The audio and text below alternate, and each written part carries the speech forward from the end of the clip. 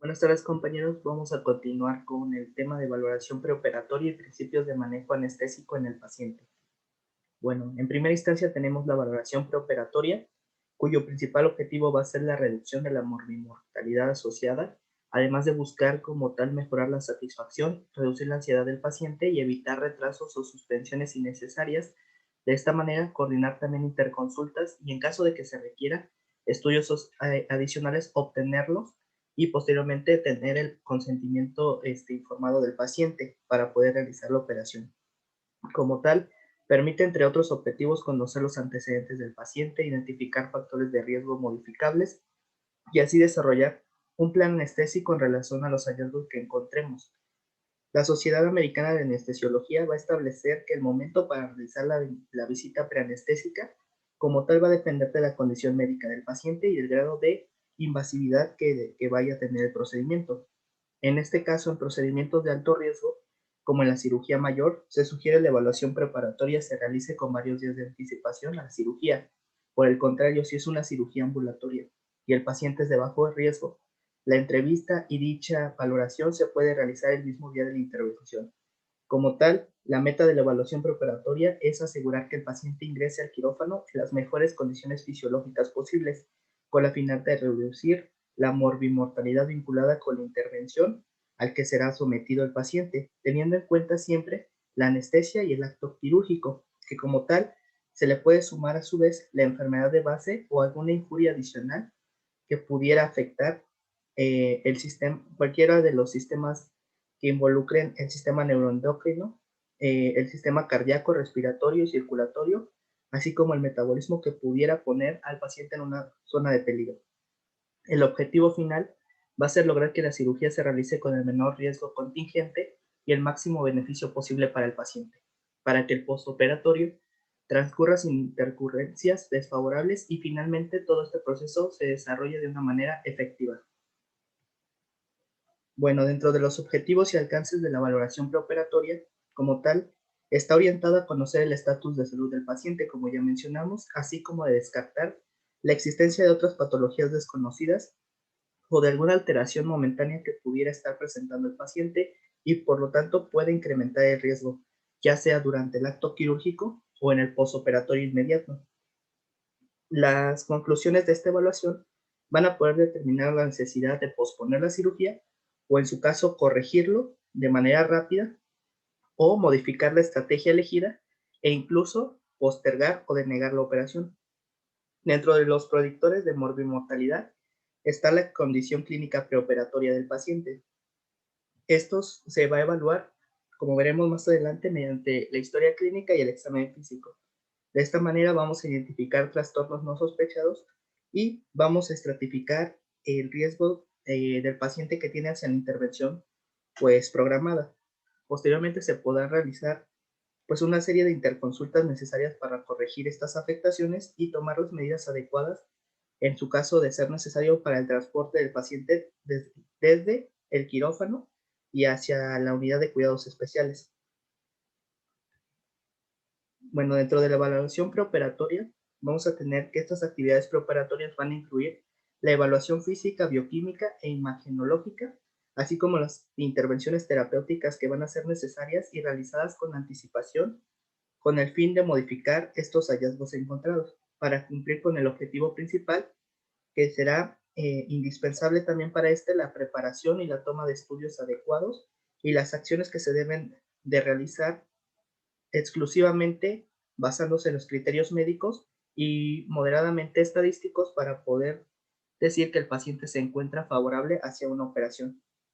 Se deberá descartar siempre la indicación rutinaria, ya que esto es un término que está mal ejemplificado, ya que los estudios que solicitemos deberán ir acorde a lo que encontremos en el paciente o lo que sospechemos y a lo que sea realmente necesario según la categoría de riesgo en la que evaluemos a nuestro paciente. Pues dentro de la cronología vamos a tener que en todo este periodo se tiene que informar al paciente y a sus allegados sobre la conducta que se va a optar, se va a solicitar su consentimiento y se va a confirmar que el paciente se halla en las condiciones apropiadas para ingresar al quirófano.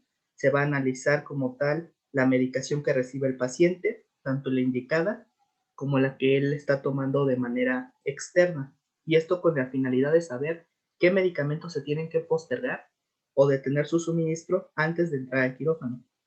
Se van a recoger los antecedentes médicos y quirúrgicos y las respuestas prácticas a anestesias previas, con el fin de evitar una anafilaxia. Se van a realizar también las consultas previas necesarias por parte ya sea del anestesiólogo o otros especialistas, y se va a planear la estrategia y la táctica quirúrgica, y se prepara convenientemente al paciente para que pueda superar la agresión que va a implicar todo este proceso del acto anestésico. Entonces, vamos a tener que dentro de las etapas tendríamos la primera consulta, las consultas subsiguientes y el preparatorio inmediato. Entonces, en la primera consulta, en el caso de tratarse de una patología no urgente, se va a realizar el interrogatorio y el examen físico, que van a estar dirigidos para verificar y complementar el diagnóstico, planear la solución quirúrgica más adecuada para evaluar la patología concomitante conocida y por lo tanto descartar también la presencia de aquella patología que es desconocida. Y esto nos va a permitir definir qué estudios complementarios van a ser requeridos y en caso necesarios para poder dar con oportunidad un tratamiento preoperatorio, que en muchos de los casos se puede incluso retrasar el acto quirúrgico planeado. Otro aspecto importante va a ser el soporte familiar y social con el que cuenta el paciente previo a las condiciones y requerimientos del postoperatorio.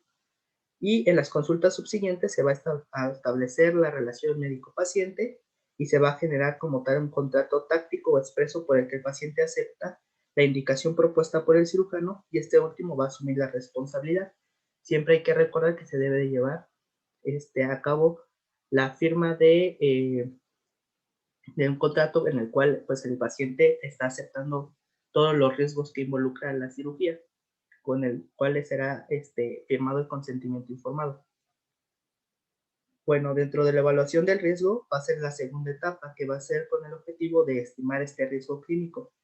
Como bien, esta va a requerir de una correcta evaluación que puede requerir la participación del internista, de un cardiólogo o del anestesiólogo, o incluso pues de las especialidades que sean necesarias según lo que se sospeche.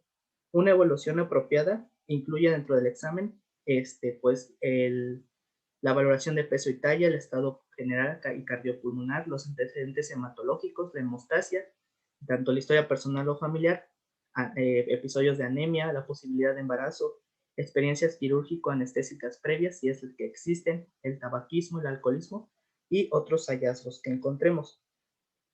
Bueno, la evaluación de riesgo, los factores de riesgo que podemos encontrar son los inherentes, como cuáles son su condición clínica, la edad, el estado de nutrición y el de inmunidad, la naturaleza y la antigüedad de la enfermedad y la existencia de una patología ya sea preexistente o concomitante. Los factores que están relacionados a la cirugía son la anestesia, la duración y la complejidad de la operación, el carácter electivo o de urgencia, la experiencia del equipo interviniente y las cualidades técnicas del establecimiento de internación, así como los recursos con los que cuenta el hospital. En el caso del enfermo de edad avanzada, no requiere como tal investigaciones especiales por el mero hecho de la edad, ya que esta condición por sí sola no va a determinar un incremento de las complicaciones. Sin embargo, sí hay que tomar en cuenta el estado de fragilidad en el que se puede encontrar el paciente. En cambio, hay que tener un real hincapié en las comorbilidades, ya que este se puede como tal poner en riesgo la vida del paciente y es un determinante mayor de tasas de complicación.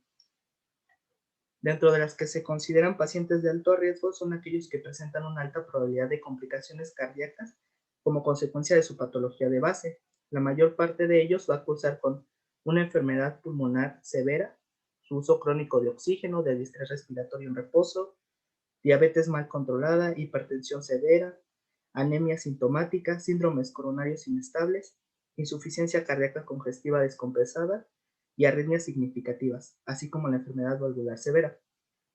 En los procedimientos de muy bajo riesgo como una biopsia de piel, no es necesario realizar estudios adicionales, salvo que existan indicaciones para la historia del paciente o el examen físico.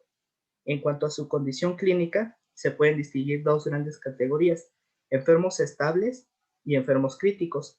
En el último grupo se pueden a su vez identificar las situaciones de urgencia y de emergencia, dentro de los cuales tendremos enfermos estables, El grupo 1 son enfermos con patología crónica en los que se practicará una intervención programada. Enfermos críticos del grupo 2 son enfermos con patología aguda o urgente en los que se cuenta con un preoperatorio mínimo de 6 horas, es decir, una urgencia. Y en el grupo 3 tendremos enfermos con inminente y evidente riesgo de muerte, es decir, una emergencia. Entonces, dentro de la preparación para el acto quirúrgico, que será la tercera etapa del preoperatorio, es esta preparación para la cual tendrá la posibilidad de corregir en el preoperatorio inmediato las deficiencias detectadas con relación en el estado del paciente, con la cantidad de variables monitoreadas y la exactitud de los datos recogidos. En el enfermo estable va a bastar con contar con los controles clínicos y de laboratorios. Sin embargo, en el paciente crítico, aquí depende del tiempo destinado al preparatorio, ya que si este lo permite, se tratará de disponer de las determinaciones más precisas para evaluar el estado clínico, tomando en cuenta la función de distintos órganos y sistemas, como sería el corazón y la circulación, o alteraciones en la respiración, transporte de oxígeno o perturbaciones metabólicas.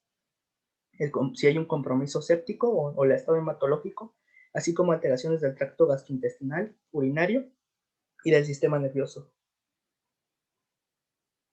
Dentro de la estratificación de riesgo de intervención quirúrgica se definen 4 categorías, ya que va a ser que el riesgo de una intervención quirúrgica va a estar determinado por características del paciente como el estado general, la edad, las enfermedades concomitantes y la magnitud del procedimiento que se va a realizar. Entonces, los escenarios que podemos encontrar se distinguen en 4 categorías. La primera categoría, que es un riesgo menor, son procedimientos no invasivos con mínima pérdida de sangre y mínimo riesgo para el paciente.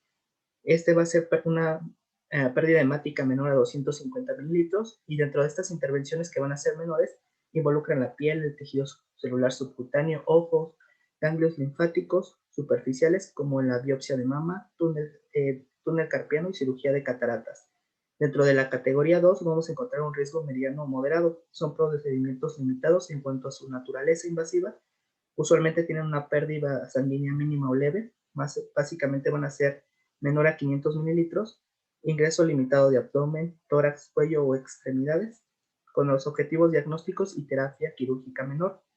En estos ejemplos encontramos la laparoscopía diagnóstica, la lisis de adherencias por vía laparoscópica o procedimientos como una cirugía plástica de cara o extremidades. Dentro de la categoría 3, que es un riesgo alto mayor, son procedimientos invasivos que van a involucrar la pérdida sanguínea limitada o por riesgos del paciente moderado. Va a haber una pérdida sanguínea de hasta 1500 mililitros prevista. Puede ser, dentro de los ejemplos, son operaciones con apertura de abdomen como la colecistotomía, la cirugía resectiva o reconstructiva del aparato digestivo, cirugía ortopédica reconstructiva de cadera, hombro o rodilla. Como ejemplo tendremos el reemplazo de cadera. Y dentro de la categoría 4, que sería un riesgo severo, son procedimientos que imponen un mayor riesgo para el paciente, que incluye alguna de las siguientes categorías, que sería una estadía previa a unidad de cuidados intensivos con una pérdida sanguínea prevista mayor a 1500 mililitros. Dentro de estos procedimientos tenemos los cardiotorácicos, como la cirugía cardíaca, la neumonectomía, o procedimientos intracraneanos, procedimientos mayores en la orofaringe, como la resección de tumores de cabeza o cuello, o cirugía mayor vascular esquelética o neurológica, como un aneurisma de la aorta o reparación de cifosis o escoliosis.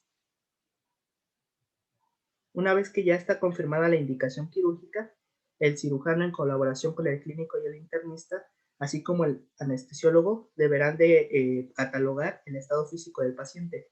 La Asociación de Anestesiólogos de los Estados Unidos le elaboró una escala que está ampliamente utilizada, que es la escala de estado físico, que si bien es un buen predictor de la evolución del paciente, no como tal no permite tomar decisiones anestésicas, ya que el tipo de anestesia va a depender del acto quirúrgico a realizar, como veremos más adelante.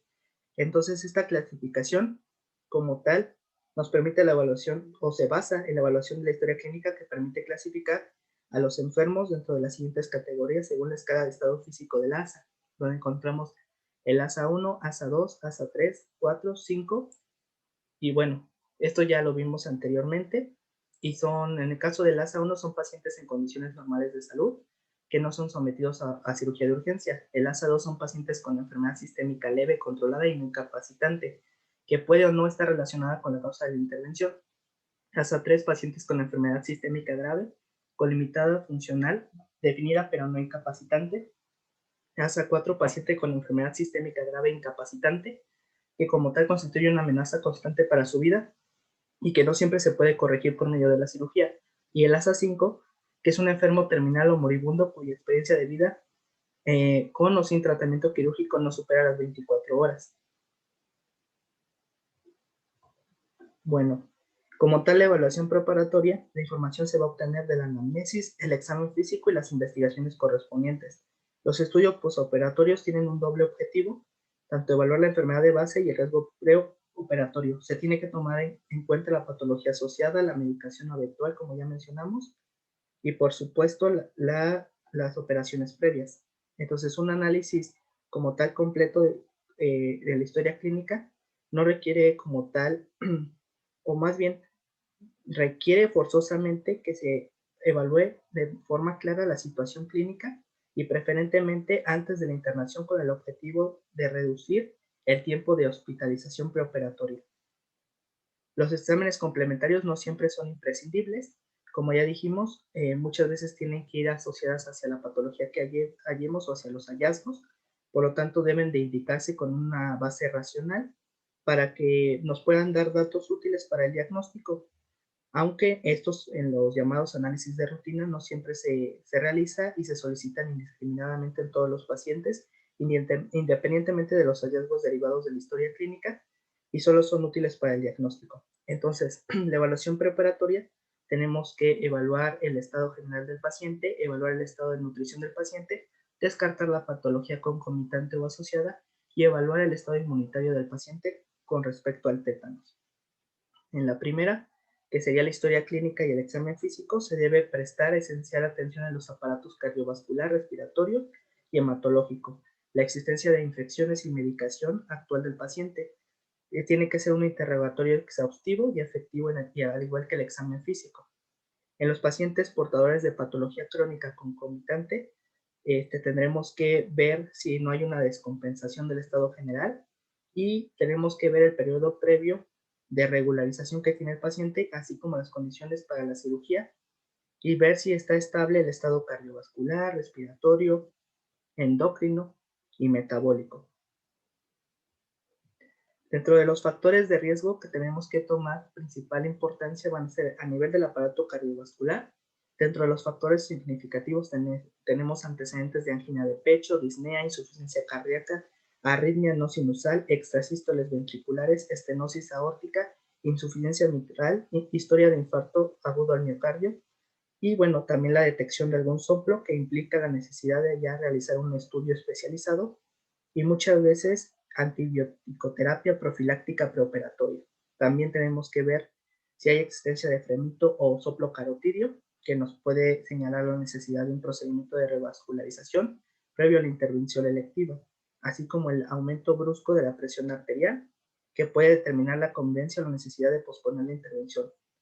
En el caso del aparato respiratorio, prestar principal importancia en fumadores o en pacientes con semiología que indique la existencia de alteraciones en el aparato respiratorio. Siempre se debe evaluar la función pulmonar, ya que nos puede brindar como tal una adecuada información para saber la capacidad del paciente y saber pues qué tan grave va a ser su probabilidad en el posoperatorio de sobrevivir. Es decir, nos evalúa el riesgo o la capacidad de sobrevida que tiene el paciente posterior a la cirugía. Dentro de estos tenemos dos escalas principales. Primero tenemos los criterios de Goldman, que son utilizados principalmente en aquellos pacientes en el cual se va a enfocar en antecedentes cardiovasculares. Y tenemos el índice de Ariscat, que como tal nos va a dar una puntuación donde nos va a decir la cantidad de riesgo clínico que tiene el paciente posoperatorio en el caso de riesgo a nivel pulmonar. También dentro de los factores de riesgo a evaluar tenemos que ver el estado de nutrición, si hay pérdida de más del 12% del peso en el semestre previo a la cirugía, que se asocia principalmente con complicaciones posoperatorias como retardo en la cicatrización, insuficiencia inmunológica o insuficiencia respiratoria. Dentro de esto también tenemos que analizar la obesidad, ya que esta va a incrementar las complicaciones cardiovasculares, respiratorias, de riesgo de infección de herida y de tromboembolismo. También tenemos que evaluar la ictericia y la insuficiencia hepática, ya que estos factores de riesgo están relacionados con la ictericia, la coagulopatía, la citis, alteraciones de electrolitos y disfunción renal, así como encefalopatía. En esta, la clasificación de riesgo de Child modificado por Cook va a constituir el mejor índice para valorar la reserva funcional hepática. Este test como tal nos va a dar una buena correlación con el riesgo de la cirugía derivativa. Para otro tipo de cirugía como tal de la mortalidad se relaciona con factores distintos contemplados por el test de Child. Entonces, los pacientes que son sometidos a una urgencia mayor tienen mayor riesgo de desarrollar disfunción hepática si encontramos alteraciones electrolíticas, coagulopatía, manifestaciones de hipertensión portal, ascitis y encefalopatía hepática. Dentro de las contraindicaciones para la cirugía electiva, tendríamos la hepatitis alcohólica aguda, hepatitis viral, un Child-Pugh C, falla hepática fulminante, coagulopatía severa, a pesar de la administración previa de vitamina K. Y si encontramos al paciente con plaquetas menores a 50.000. Bueno, también dentro de los factores de riesgo encontramos al sistema endocrino, dentro de los cuales se encuentra el hipo y el hipertiroidismo, la diabetes, el feocromocitoma, la insuficiencia suprarrenal, terapia con drogas esteroideas en el semestre previo a la intervención y la diabetes. Entonces, previo a una cirugía programada, se debe estabilizar al paciente desde el punto de vista endocrino. En el sistema hematológico se debe también descartar trastornos de la coagulación, existencia de petequias, púrpura o esplenomegalia en el examen físico que nos puede indicar patología. Los factores de riesgo de flebotrombosis postoperatoria y embolismo pulmonar secundario son estados de hipercoagulabilidad, el éxtasis, como tal, alteraciones del endotelio también. En el caso de la insuficiencia renal, las principales indicaciones de cirugía en presencia de insuficiencia renal son fístulas para hemodiálisis, catéter de diálisis peritoneal, procedimientos urológicos derivativos o el trasplante renal. Como tal, encontré que no se había podido demostrar que la insuficiencia renal constituye un factor elevado de riesgo quirúrgico, ya que su mayor riesgo está directamente relacionado con la aterosclerosis concomitante, puesto que esto puede llevar a una sobrecarga de volumen circulante y por lo tanto una mayor mortalidad quirúrgica. Por lo tanto, siempre también una meta en el preoperatorio es que tenga el paciente una tasa de filtración glomerular superior a los 20 mililitros por minuto.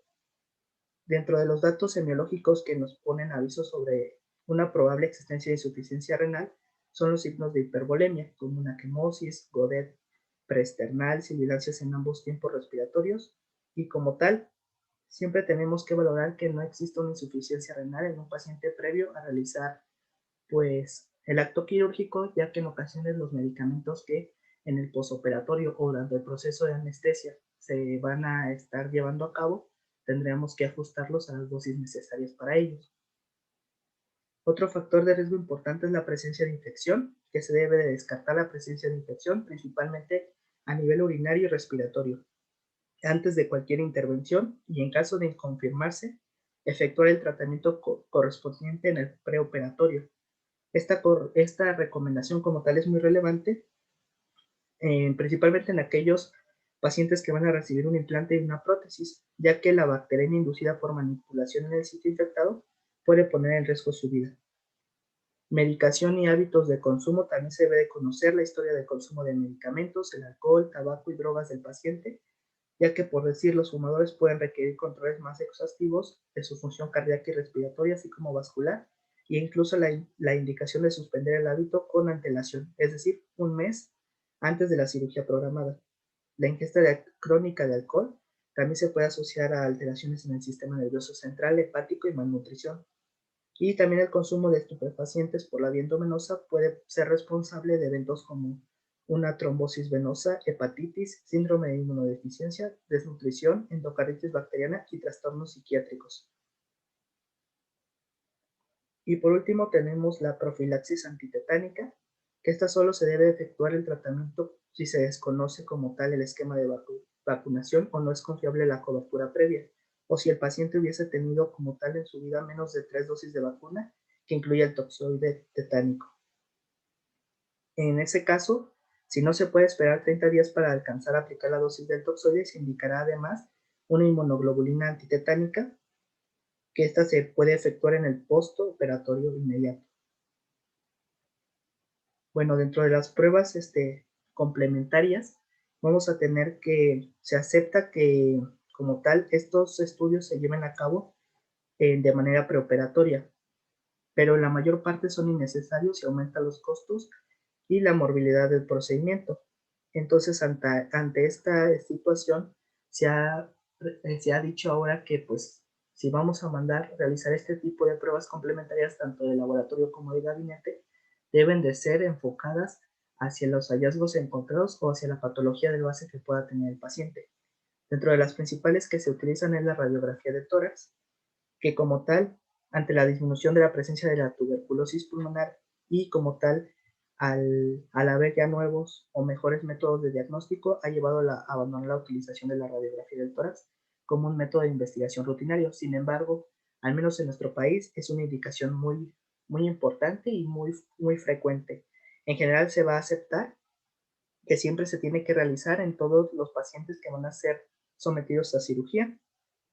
Se solicitará ante la sospecha clínica de presencia de enfermedades pulmonares activas o alteraciones de la pared torácica, también en todos los pacientes que van o presenciar enfermedad cardiovascular o enfermedad pulmonar importante, de otra patología oncológica actual, o si existiera como tal el riesgo de lesión de la tráquea en la intubación.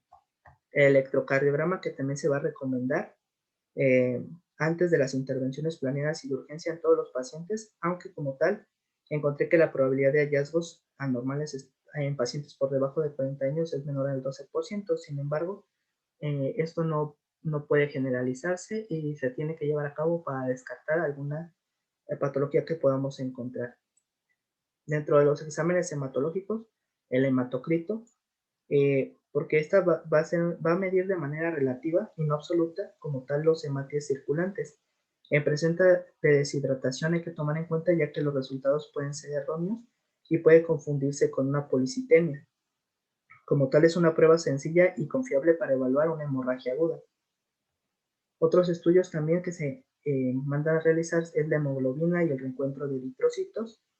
Como tal se manda en hombres con historia clínica normal y sin antecedentes patológicos. Vamos a encontrar que pues no van a estar alterados o sí se van a encontrar pero en muy poco porcentaje. Es recomendable como tal realizar esta determinación antes de la operación mayor, ya que es un indicador muy sensible, ya que si un paciente tiene una hemoglobinemia menor de 8 gramos sobre 100 mililitros, la mortalidad operatoria se va a incrementar y antes de una operación mayor siempre se debe de corregir la hemoglobina en presencia de hemorragia aguda, enfermedad vascular cerebral o periférica o la administración crónica de beta-bloqueadores. El recuento de leucocitos y la fórmula leucocitaria, ya que la leucopenia por enfermedad hematológica y la leucocitosis marcada por alguna patología infecciosa se correlaciona con el aumento de la mortalidad quirúrgica. Dentro de la bioquímica sanguínea tenemos que determinar los electrolitos, ya que los trastornos electrolíticos inesperados se pueden presentar y se van a relacionar con una mayor mortalidad preoperatoria. La valoración sistemática de electrolitos antes de la operación planada en ocasiones es innecesaria, al menos que el paciente esté recibiendo diuréticos, pero puede también aceptarse la indicación sistemática en pacientes que tengan o que estén clasificados en ASA 3 o mayor. El estado de glucemia, con frecuencia van a haber alteraciones de la glucosa, se van a incrementar con la edad, y como tal, estos van a ser indicados en todos los pacientes, ya que muchos de ellos desconocen su situación actual, si padecen o no diabetes, y por lo tanto esto puede poner en riesgo la cirugía, así como a su vez hay mayor probabilidad de infecciones postoperatorias e incluso de malos procesos de cicatrización. Enzimas hepáticas, ya que casi todos los pacientes que padecen trastornos significativos en estas presentan síntomas que permiten su identificación en el interrogatorio de semiología. Sin embargo, pues esta tiene que ser de manera rutinaria, no siempre se debe de realizar, pero bueno, al menos en nuestro país sí se realiza de manera rutinaria. También se van a mandar a analizar la urea y la creatinina, ya que esta van a reflejar la disminución de la filtración glomerular. En estas condiciones, pues como tal, no puede que no existan síntomas o signos, por lo tanto es conveniente que se tengan que analizar durante el preoperatorio. El grupo sanguíneo, que como tal no tiene ningún valor, pero va a ser importante en el caso de que el paciente pues, requiere trasplante de transfusiones hemáticas. También el análisis de orina, ya que su utilidad pues va a ser principalmente para detectar una infección urinaria sintomática y como tal, pues tener que dar tratamiento antes de la intervención quirúrgica. Otros estudios que también se pueden analizar son los gases en sangre, que su determinación solo será en pacientes con historia evidente de enfermedad pulmonar crónica, test funcionales del tubo digestivo, solo si se justifica la historia clínica, test de hipersensibilidad retardada, para evaluar alteraciones de la inmunidad en pacientes alérgicos, y la capacidad vital, ya que su determinación se justifica en presencia de antecedentes de enfermedad respiratoria, ya que puede predecir el riesgo, y una FEBI inferior al 1 predice la necesidad de ventilación mecánica postoperatoria y una posible dependencia de respirador. Y bueno, aquí les dejo como tal unas tablas donde dependiendo del grado de cirugía, así como del ASA, van a ser los estudios de gabinete y laboratorio que se deben de considerar y va a ser también dependiendo de la edad, mandar solicitar dependiendo de cada paciente. Bueno, también hay que tener principal consideraciones especiales en pacientes que ya tienen antecedente de cardiopatía. Aquí se debe de realizar un electrocardiograma de 12 derivaciones, electrocardiograma ambulatorio, tele de tórax posterior anterior, prueba de esfuerzo y método de imagen de perfusión de radionucleótidos, ecocardiograma en caso de que se encuentre, pruebas de funcionamiento ventricular e incluso las pruebas de esfuerzo. Y en pacientes nefrópatas, los estudios que se recomiendan son la determinación sérica de azoados, es decir, los niveles de creatinina sérica mayor a 2 miligramos sobre decilitro, o la reducción de la tasa de filtrado glomerular, que puede ser un factor postoperatorio de disfunción renal y aumenta la morbimortalidad a largo plazo. Como tal, también la depuración de creatinina es otra indicación fundamental, la tele de tórax y un electrocardiograma. El ayuno preoperatorio también, las últimas guías sobre el ayuno preoperatorio nos dice que pues realizarlo ocasiona la disminución del riesgo de aspirado pulmonar y recomiendan actualmente 2 horas de ayuno para líquidos claros, que hablando de estos son el agua, jugos transparentes sin pulpa, té y café. El ayuno recomendado para leche materna es de 4 horas y se recomienda para sólidos y leche no materna de 6 horas. Por último, también se mantiene una recomendación de 8 horas de ayuno para comidas grasas y estas recomendaciones se aplican para pacientes que van a ser sometidos a anestesia general como regional, así como también a pacientes sometidos a sedación y que no presenten patologías coexistentes que afecten el vaciamiento gástrico, como el embarazo, la obesidad, la diabetes, el reflujo gastroesofágico, la hernia yatal, alimentación enteral y cirugías de urgencia. Como tal, el objetivo de estas recomendaciones del ASA es mejorar el confort y la satisfacción de los pacientes y disminuir el riesgo de deshidratación y hipoglucemias derivados como tal del ayuno prolongado y a la vez minimizar la morbimortalidad relacionada con el aspirado del contenido gástrico. También hay que, como dijimos, conocer la conciliación de los medicamentos. Y aquí dejé unas tablas en las cuales, dependiendo del tipo del medicamento, la indicación que pueden tener. En el caso de los betabloqueadores o fármacos para el control del ritmo, como la digoxina, la amiodarona o la ivabradina, se deben continuar durante el perioperatorio, pero se sugiere no utilizarlos en pacientes que no estén tomando, ya que pueden aumentar la morbimortalidad. En el caso de los inhibidores de la enzima convertidora de angiotensina o receptor de antagonista 2, están indicados en paciente por hipertensión arterial sistémica, se recomienda suspenderlos un día antes de la cirugía, ya que pueden ocasionar hipotensión perioperatoria refractaria a aminas. En el caso de los diuréticos, en hipertensión se recomienda no tomar la dosis el día de la cirugía. Se puede continuar para el tratamiento de la falla cardíaca congestiva, siempre y cuando se valore el beneficio de prevenir la sobrecarga hídrica y el riesgo de hipotensión. Los calcioantagonistas se recomienda continuarlos con cautela en el periodo perioperatorio y las estatinas se sugiere continuarlas interrumpidamente en el uso crónico e iniciarlas 2 semanas antes de la cirugía vascular. En el caso de la insulina, también en el paciente diabético hospitalizado, la meta es mantener una glucemia preprandial menor a 140 miligramos sobre decilitros y una glucemia causal entre 140 y 180. Como tal, en el caso de bomba de insulina se debe de continuar la infusión basal. En la insulina ultrarrápida hay que suspender la dosis el día de la cirugía y en las insulinas premezcladas hay que suspender antes de la cirugía y cambiar por la intermedia. En el caso de la insulina intermedia tenemos que dar el 75% de la dosis nocturna un día antes de la cirugía y del 50 al 75% de la dosis a la mañana de la cirugía.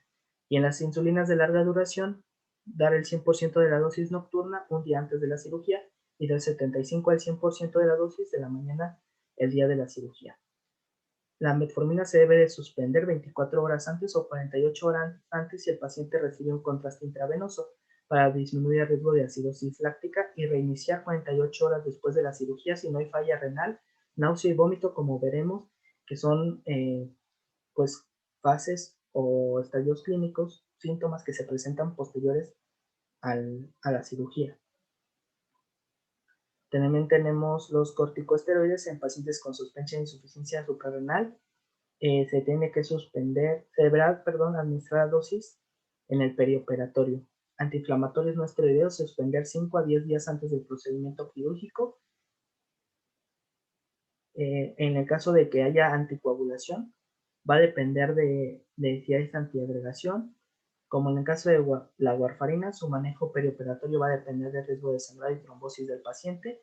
En riesgo alto de sangrado hay que suspender 5 días antes del evento quirúrgico y de ser necesario se puede revertir 24 a 48 horas antes utilizando vitamina K y plasma fresco congelado. Heparina, suspender la no fraccionada intravenosa en dosis de 2 y 6 horas antes de los procedimientos y la subcutánea entre 12 y 24 horas antes. Y los anticoagulantes de acción directa, debido a que ejercen una acción muy rápida, se recomienda reiniciarlos 48 horas después de los procedimientos quirúrgicos de alto riesgo. Va a haber algo muy importante que es la terapia antimicrobiana para la profilaxis de infección asociada a la herida quirúrgica. Aquí se sugiere una dosis única estándar de antibiótico para la profilaxis.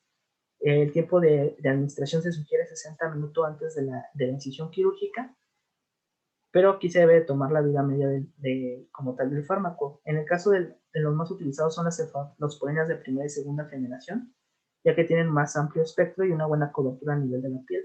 Otras alternativas a estas, en caso de pacientes alérgicos, son la vancomicina, la clindamicina y las fluoroquinolonas, como levofloxacino o ciprofloxacino. Por último, tendríamos el consentimiento informado, que como tal es el último paso del proceso informativo en el paciente quirúrgico. Como tal, el paciente es quien ostenta el derecho y el consentimiento y por ello es quien debe autorizar todos los procesos diagnósticos o terapéuticos siempre y cuando se encuentre con la plena capacidad de juicio. Como tal, la exigencia de la capacidad para la toma de decisión debe entenderse como una posibilidad de expresión y la voluntad del paciente al acto quirúrgico, sus consecuencias y ventajas, así como sus alternativas. Tiene que tener la capacidad de entender la información suministrada y poder elegir la mejor opción según los intereses personales de forma racional y autónoma. Esto cuando el paciente no posee la capacidad para otorgar su consentimiento, nos encontramos en un denominado consentimiento por representación. En el caso de enfermos incapacitados por su estado físico-psíquico, la ley como tal prevé que aquellas situaciones en las que el paciente no se encuentre en condiciones de autorizar el procedimiento, ya sea por condicionamiento físico o psíquico, el cirujano recabará la autorización de su representante legal y si carece de este o de las personas vinculadas a él por razones familiares o de hecho. Bueno, también hay casos que se tiene que llevar a cabo una cirugía de urgencia. Aquí se llevan a cabo varios pasos. En el caso de la resucitación ante la presencia de signos de hipoperfusión, contar con un protocolo de reanimación precoz dirigidas por objetivos deberá ser una estrategia a tomar en cuenta que incluya la reposición de volumen de medicamentos vasoactivos, monitorización progresiva y puede incluir incluso elementos de apoyo circulatorio hasta que se logre el objetivo. La antibioticoterapia profiláctica precoz mejora la sobrevida. La hipotermia, que es un factor de aumento de mortalidad al ingreso de unidad de cuidados intensivos, ya que esta anestesia general puede provocar una hipotermia por vasodilatación periférica. Entonces, en ese contexto, se asocia acidosis y coagulopatía. Aquí el uso de soluciones calientes, cobertores, climatización, gases frescos tibios, tienen que ser considerados al igual que un control rutinario de la temperatura del paciente. El control de la glicemia también, ya que el estrés operativo se asocia a un aumento de la glucemia y hay que tratar de mantenerla controlada ya que puede llevar a múltiples complicaciones. En el caso de estómago lleno, también este va a ser importante, ya que un número significativo de pacientes que van a cirugía de urgencia tienen condiciones que han de ser considerados como pacientes con estómago lleno, con el consiguiente riesgo de aspiración de contenido gástrico. En el conocimiento de dicho riesgo se deberá alertar al equipo médico para minimizarlos con medidas como uso de sondas nasogástricas, uso de fármacos para disminuir el pH o reducir el volumen del jugo gástrico y preparar al anestesiólogo para una técnica que minimice el riesgo al momento de controlar la vía aérea. Eso sería todo de el preoperatorio. Ahora vamos con los principios de anestesia. La anestesia general como tal se describe con una tríada de efectos principales y distintos, los cuales son pérdida de conocimiento y amnesia, analgesia y relajación muscular. Como tal, la anestesia general se logra con una combinación de fármacos que pueden ser intravenosos o inhalados, cada uno empleado hasta su beneficio máximo. La anestesia general como tal es aquella en lo que los pacientes suelen pensar cuando los van a dormir y que puede causar ansiedad perioperatoria significativa. Los fármacos intravenosos casi siempre producen un solo efecto discreto, en tanto que la mayor parte de los anestésicos inhalados va a producir elementos de los tres que ya hablamos anteriormente. Conforme la intensidad del estímulo del paciente cambia durante la intervención quirúrgica, los signos vitales del paciente se utilizan como guías para ajustar la cantidad de fármaco con el que el equilibrio entre el estímulo y la dosis se mantiene. Entonces, como tal, vamos a tener que la anestesia puede ser local, regional o general. La anestesia local se obtiene como un anestésico local que puede inyectarse por vía intradérmica y se emplea para extirpar pequeñas lesiones o reparar lesiones traumáticas. La anestesia local es el anestésico que los cirujanos administran con mayor frecuencia y puede acompañarse de sedación intravenosa para mejorar la comodidad del paciente. Entonces, como tal, en la anestesia general, que ya lo definimos anteriormente, describe la triada de efectos, que es la pérdida del conocimiento, la analgesia y la relajación muscular. Entonces, aquí tenemos una tabla de las principales acciones y aplicaciones clínicas, donde tenemos los fármacos intravenosos eh, y los que producen la pérdida de conocimiento, los que producen la analgesia y los que producen la relajación muscular o el parálisis. Entonces, aquí, conforme a la intensidad del estímulo, como dije anteriormente, cambia durante la intervención quirúrgica. Los signos vitales del paciente se utilizarán aquí como guía para ajustar la cantidad de fármacos, con lo cual puede tener el estímulo que se mantiene. Entonces aquí va a depender, como veremos más adelante, el tipo de fármaco que se utilice y también depende de la intervención quirúrgica que se va a llevar a cabo. Entonces, dentro de los agentes intravenosos que causan inconsciencia y amnesia, se usan a menudo para inducir una anestesia general, incluyen los barbitúricos, las benzodiazepinas, el propofol, el tomidato y la cetamina. Entonces, todos estos tienen propiedades analgésicas y no causan parálisis ni relajación muscular, excepto por la cetamina. Entonces, dentro de los que tenemos son los barbitúricos, que son los más frecuentes, son el tiopental y el tiamilal. Estos producen una inyección rápida y suave a los 60 segundos y su efecto se desvanece en 5 minutos. Se utiliza en dosis altas y en pacientes con deficiencia de volumen intravascular, causan hipotensión y depresión miocárdica. Generalmente estos son anticonvulsivos y protegen al cerebro durante la neurocirugía porque reducen el metabolismo cerebral. En el caso del propofol, surge como el agente es el más utilizado para la cirugía ambulatoria y las intervenciones quirúrgicas generalmente menores, con acción corta y recuperación rápida y baja incidencia de náusea y vómito. Este tiene un efecto broncodilatador, lo que se utiliza mucho en pacientes asmáticos y fumadores.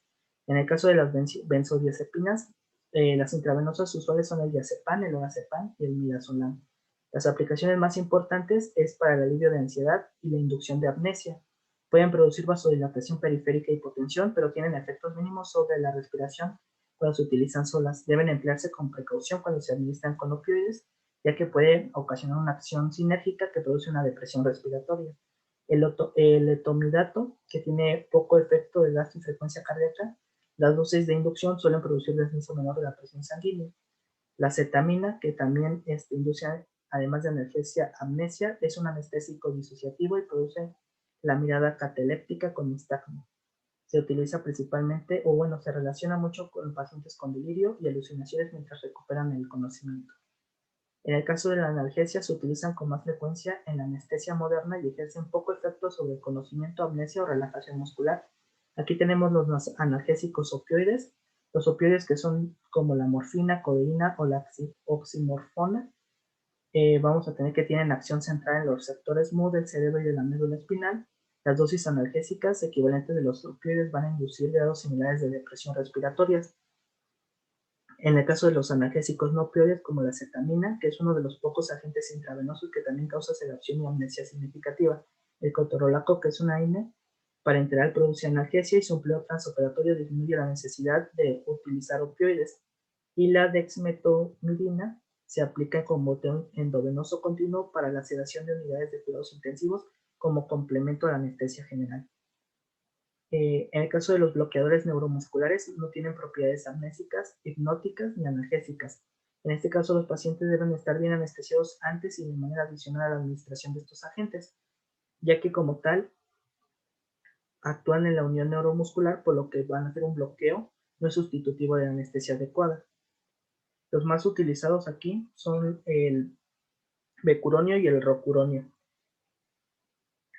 Tenemos los inhalantes, que a diferencia de los agentes intravenosos, estos proveen tres características en la anestesia general: inconsciencia, analgesia y relajación muscular. Agentes aquí como el óxido nitroso, que va a brindar una anestesia parcial y permite utilizar un segundo agente en dosis más bajas. Mantiene o eleva poco la presión sanguínea a diferencia de otros fármacos. Tenemos otros anestésicos como son los locales, en el caso de las amidas como la lidocaína, la bupivacaína y la mepivacaína. Tienen el enlace amida en común con el anillo de benceno y como tal, estos tienen un inicio de acción más rápido. Se utilizan mucho para la infiltración de tejidos, bloqueos nerviosos regionales, anestesia raquídea y epidural. Los ésteres como la cocaína y la procaína, vamos a tener que estos producen vasoconstricción, pueden causar hipertensión, son útiles para la aplicación tópica en operaciones intranasales, sin embargo, como es muy adictiva, tienden a ser muy adictivas. Bueno, y si comparamos la anestesia regional en comparación con la periférica en la central, tenemos varios tipos. El primero que tenemos son los bloqueos de nervios periféricos. El anestésico local puede inyectarse en la vía periférica de un nervio grande o de un plexo para brindar una anestesia en una región más grande del cuerpo, por ejemplo, en el plexo braquial, para las operaciones del brazo o la mano. Todos los bloqueos de los nervios periféricos pueden complementarse con sedación o analgésicos intravenosos durante la operación. Bloqueos nerviosos centrales, la inyección central de un anestésico local cerca de la médula espinal, como lo que tenemos que es la anestesia raquídea o la epidural, brindan una anestesia en la mitad inferior del cuerpo, y esto es muy útil para los procesos genitourinarios o ginecológicos, en una hernia inguinal o en extremidades inferiores. En el caso de la raquidia, el anestésico local se inyecta de manera directa en el saco dural que rodea la médula espinal. A nivel de la inyección casi siempre es por debajo de L1 o L2, donde la médula espinal termina en la mayoría de los adultos. Como anestésico local se inyecta directo al líquido cefalorraquídeo y solo se necesita una dosis pequeña. A este inicio de anestesia es rápida y el bloqueo es profundo. Los agentes utilizados son lidocaína, bupivacaína y tetracaína. El bloqueo se va a desvanecer de forma natural mediante la captación por el líquido cefalorraquídeo en el torrente sanguíneo o la difusión hacia la grasa.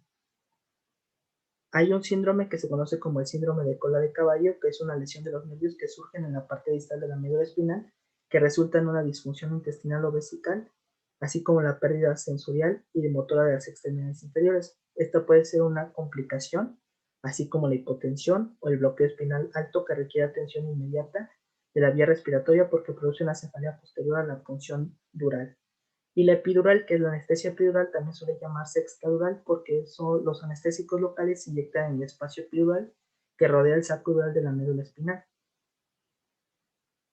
Y bueno, dentro de sus complicaciones son similares a la anestesia raquídea. Bueno, una vez que ya conocimos un poco de las generalidades de la anestesia y de lo que se utilizan, los fármacos principales, así como de los tipos y las localizaciones, podemos proceder al manejo anestésico, que es muy similar al manejo a la valoración preoperatoria. Igual están determinadas por la ASA, que adoptó las normas para evaluar a los pacientes antes de una operación, y la visita preoperatoria va a permitir, en resumen, como dijimos, todos los hallazgos pertinentes, los antecedentes médicos detallados, el tratamiento farmacológico actual, una exploración física completa y los resultados del laboratorio y pruebas específicas. Estos hallazgos y opiniones van a discutirse con el médico tratante al paciente para que la operación se posponga o se cancele hasta que las condiciones médicas del individuo se mejoren o se optimicen. El interrogatorio médico detallado que se realiza en la visita preoperatoria debe incluir la exposición a experiencias previas del paciente a la anestesia, así como antecedentes familiares de problemas anestésicos, el antecedente de atopia a medicamentos o alimentos o ambientales, porque puede predisponer a los pacientes a producción de anticuerpos contra antígenos y estos podrán administrarse durante el periodo perioperatorio. También debe practicarse una revisión cuidadosa de los principales sistemas orgánicos y su función. Entonces, como vimos en la evaluación preoperatoria, estaba indicada principalmente al sistema general, al estado general del cuerpo. Igualmente aquí va a estar enfocado a valorar cómo está el funcionamiento del cuerpo, sin embargo vamos a prestar principal importancia en aquellas afectaciones que pongan en riesgo la vida o que puedan disminuir la efectividad de la anestesia en los pacientes. Entonces, la exploración física se enfoca sobre todo en el sistema nervioso central, el aparato cardiovascular, los pulmones y la vía respiratoria superior. Hay que preguntar respecto a los medicamentos que el paciente emplea, las interacciones adversas con agentes administrados durante el periodo perioperatorio, como los bloqueadores beta, los antihipertensivos y los medicamentos para el asma. Pueden y deben continuarse durante todo el periodo perioperatorio. La documentación cuidadosa va a permitir aquí al anestesiólogo tomar las decisiones informadas con respecto a la selección perioperatoria de los fármacos, el tratamiento y las técnicas de vigilancia. Los datos del laboratorio perioperatorios y las pruebas específicas para una operación electiva deben individualizarse para el paciente y la situación. Entonces aquí tenemos la exploración física perioperatoria, las principales y lo que se debe de evaluar en el cuadro. En el caso de la valoración de riesgo incluye dos preguntas principales. ¿El paciente está en condiciones médicas óptimas para la operación? Y la segunda pregunta son los beneficios esperados de la operación son mayores que los riesgos quirúrgicos y anestésicos relacionados con el procedimiento. Aquí tenemos que volver a ver la escala de ASA para el paciente, prospectiva que se relaciona con el riesgo de anestesia en la operación. Tenemos que valorar la vía respiratoria. El examen de la vía respiratoria es un esfuerzo para identificar a los pacientes en quienes suele ser difícil el manejo de la vía respiratoria y la intubación endotraqueal convencional. Es crucial conocer a estos pacientes antes de administrar medicamentos que inducen apnea. Para esto utilizamos la clasificación de Malampati, que se basa en la proporción de la pared posterior de la faringe que puede visualizarse antes de la operación. Es importante y se relaciona con la dificultad para la intubación. Una lengua grande, por ejemplo, en relación con el tamaño de la boca, también interfiere con la visualización de la laringe durante la laringoscopia y obstaculiza la vista de la faringe. Entonces, la clasificación de Malampati se basa en las estructuras que se observan con máxima apertura de la boca y la protrusión de la lengua con el paciente sentado. Otros factores predictivos de intubación difícil incluyen la obesidad, la inmovilidad del cuello, la distancia menor de 4 centímetros entre los incisivos en un adulto, sobre mordida, importante incapacidad para trasladar los incisivos inferiores frente a los superiores. Y bueno, en la clasificación de Malampati tenemos 4 clases. La clase 1, que es un paladar blando, fauces, úvula y pilares que se pueden apreciar. La clase 2, el paladar blando, las fauces y la parte de la úvula. La clase 3, un paladar blando y la base de la úvula. Y la clase 4, solo el paladar duro. Y así como va, dependiendo del tipo de clase, a mayor cantidad, más riesgo de intubación o más problema para la intubación en caso de ser necesitada. También se debe de valorar, como dijimos, el aparato cardiovascular. Principal importancia en la cardiopatía isquémica es confirmar la gravedad y progresión de las limitantes funcionales de la cardiopatía isquémica. Los fármacos que se utilizan en el tratamiento en los pacientes con cardiopatía deben continuarse durante todo el periodo perioperatorio. Entonces, los principales factores de riesgo para coronariopatía es un riesgo de hipercolesterolemia, que es proporcional al aumento sérico del colesterol de lipoproteína de baja densidad, el tabaquismo que causa daño endotelial y promueve trombosis por las placas, la hiperlipidemia, la diabetes mellitus y la edad avanzada. El sexo masculino, la obesidad y el estilo de vida sedentario también ponen a la persona en riesgo de cardiopatía isquémica. También pacientes con neumopatía, ante ciertos parámetros de la función pulmonar, como alteraciones en la espirometría, análisis de gases sanguíneos arteriales, se consideran contraindicaciones absolutas para la anestesia. Sin embargo, como ya las medidas anestésicas han mejorado, está demostrado que los individuos con neumopatía grave pueden someterse a anestesia de manera segura. Como tal, la anestesia puede aplicarse con seguridad, la general con enfermedad pulmonar. A menudo se usan anestésicos inhalados por sus propiedades broncodilatadoras y durante la operación debe usarse ventilación mecánica con frecuencia respiratoria baja para permitir la aspiración pasiva en presencia del incremento de la resistencia de la vía respiratoria. En caso de nefropatía, el manejo anestésico en pacientes con enfermedad renal crónica requiere atención y tratamiento transoperatorio de líquidos y el control estrecho de ventilación, debido a la alcalosis respiratoria que puede, como tal, elevar la concentración sérica de potasio a valores peligrosos.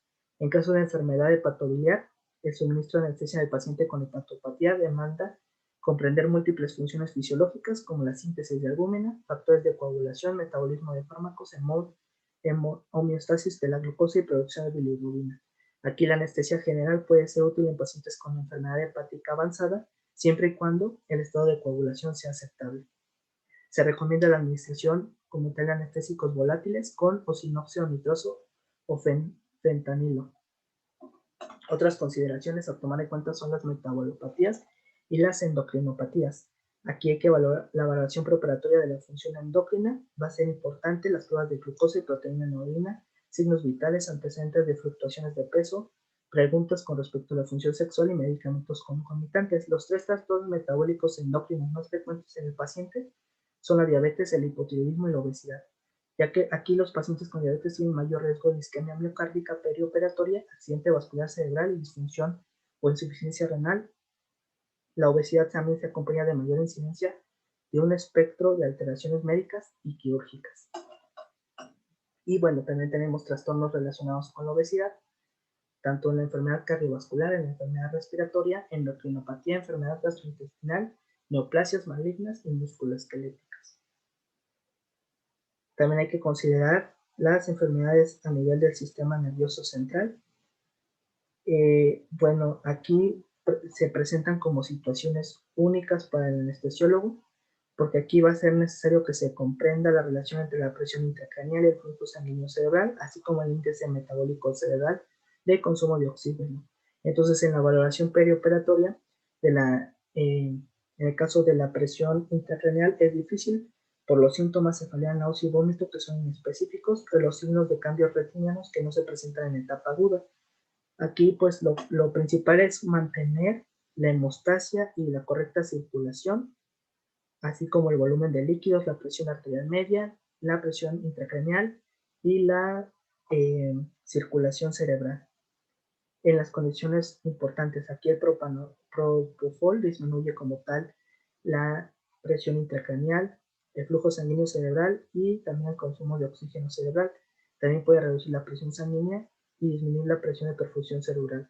Los opioides pueden reducir el flujo sanguíneo cerebral y la presión intracraneal en ciertas condiciones. Además, también tiene un efecto de presión en el conocimiento y la ventilación que podría aumentar. Los opioides siempre deben emplearse en pacientes con traumatismo craneoencefálico. Sin importar los fármacos o la técnica que se elija, es mejor el mantenimiento de los parámetros hemodinámicos estables y tratar de que la recuperación de la anestesia sea suave para evitar el dolor y la tos, el esfuerzo, porque esto también puede aumentar la presión intracraneal, además de causar hemorragias en el sitio quirúrgico. Por lo tanto, aquí hay que presenciar principalmente qué tipo de tratamiento vamos a utilizar dependiendo de lo que tenga nuestro paciente y también de estos 3 principios básicos de estabilidad a nivel del flujo sanguíneo cerebral.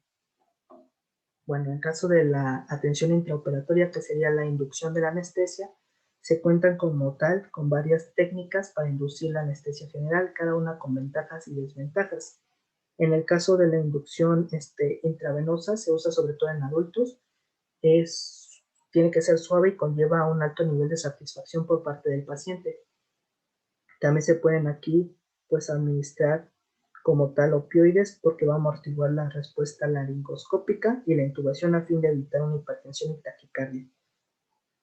Esta técnica puede causar vómito y aspiración pulmonar por el contenido gástrico en un paciente con el estómago lleno. El objetivo como tal de la inducción de secuencia rápida es establecer la protección segura de la vía respiratoria con una cánula endotraqueal con manguito al tiempo que se evita el vómito y la aspiración. Entonces la inducción de secuencia rápida se realiza de la siguiente manera, que sería solo se procede después de que la evaluación respiratoria predice una intubación sin complicaciones, se oxigena antes al paciente, y se administra con rapidez un agente intravenoso de inducción como el propofol.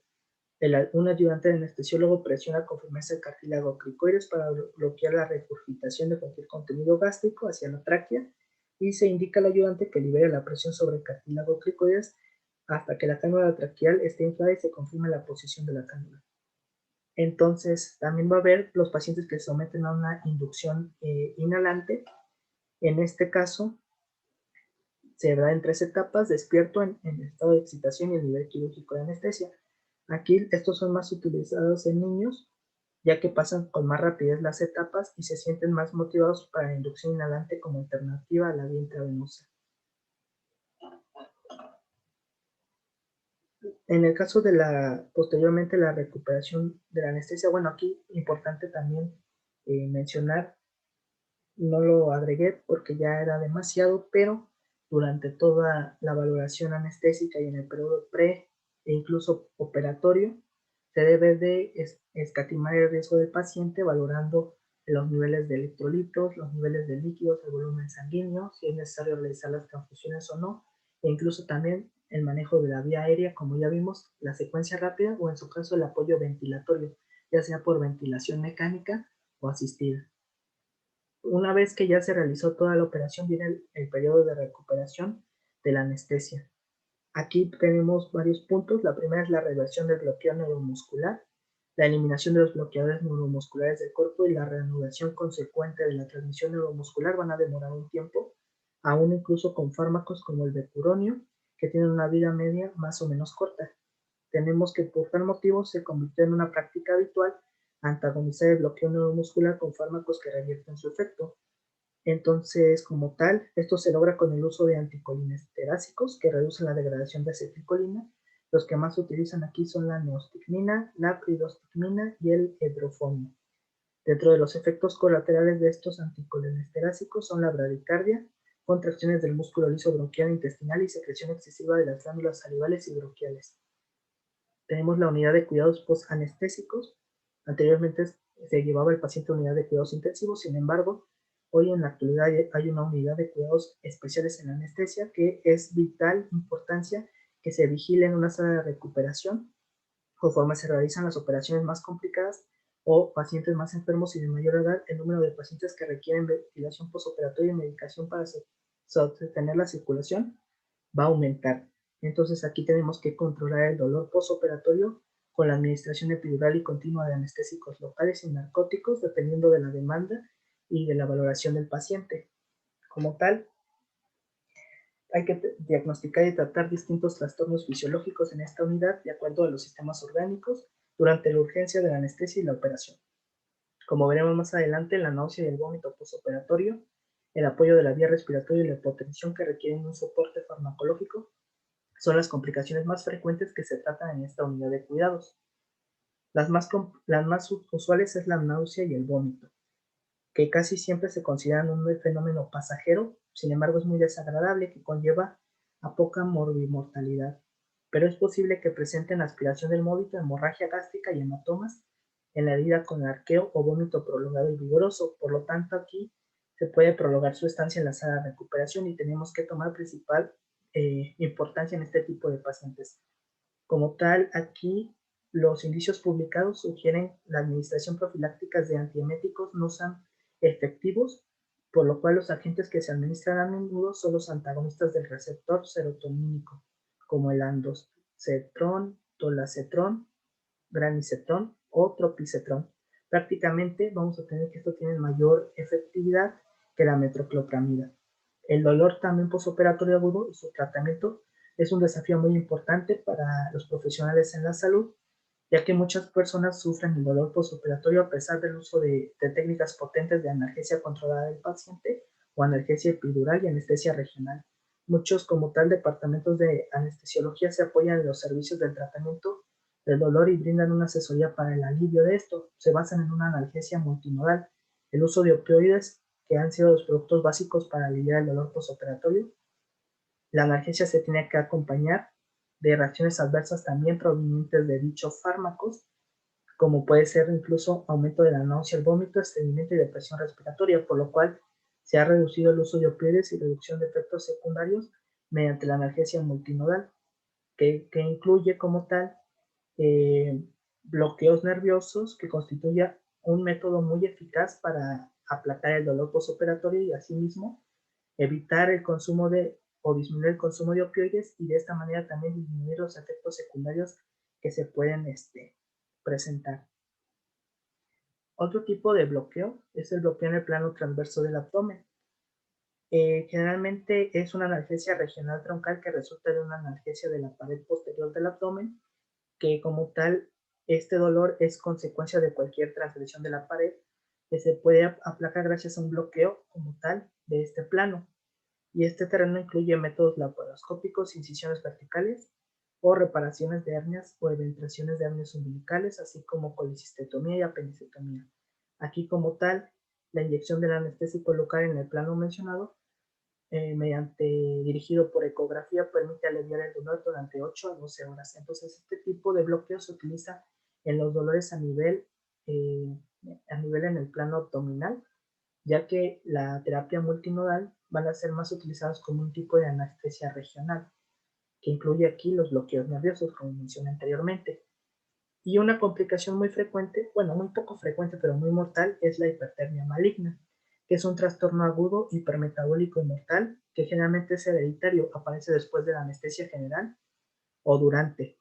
Se necesita como tal la predisposición genética y la participación de algunos desencadenantes para que surja. Entre los agentes desencadenantes tenemos todos los anestésicos volátiles, como el alotano, enflurano, isoflurano, sevoflurano o desflurano, y la succinilcolina, miorrelajante despolarizante. Como tal, es un trastorno dominante autonómico que se vincula con varios locis y se diagnostica con la prueba de alotano o contractura por cafeína. Como tal, la crisis clásica comprende un estado hipermetabólico con taquicardia, incremento de la concentración de dióxido de carbono, al final del volumen de ventilación pulmonar y en presencia de una ventilación por minuto constante. Posteriormente aparece una acidosis respiratoria y metabólica, rigidez muscular, rhabdomiólisis, arritmia, hiperpotasemia y paro cardíaco súbito. A menudo también va a haber elevación de la temperatura, que ya va a ser un signo tardío de la hipertermia maligna, y aquí el tratamiento debe ser enérgico y comenzar tan pronto como se sospeche.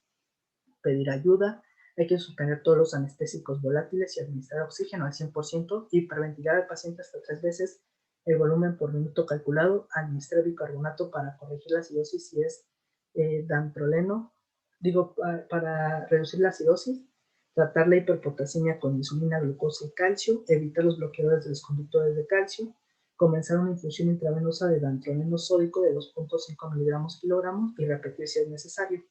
Repetir la administración de dantroleno a razón de 1 miligramo kilogramo cada 6 a 8 horas, al menos 2 veces, y vigilar al paciente en la unidad de cuidados intensivos durante 24 horas o más, porque puede ver que haya un posible recrudecimiento. Y hay que llamar al servicio de urgencias médicas para informar del caso y obtener asistencia. Y eso sería todo.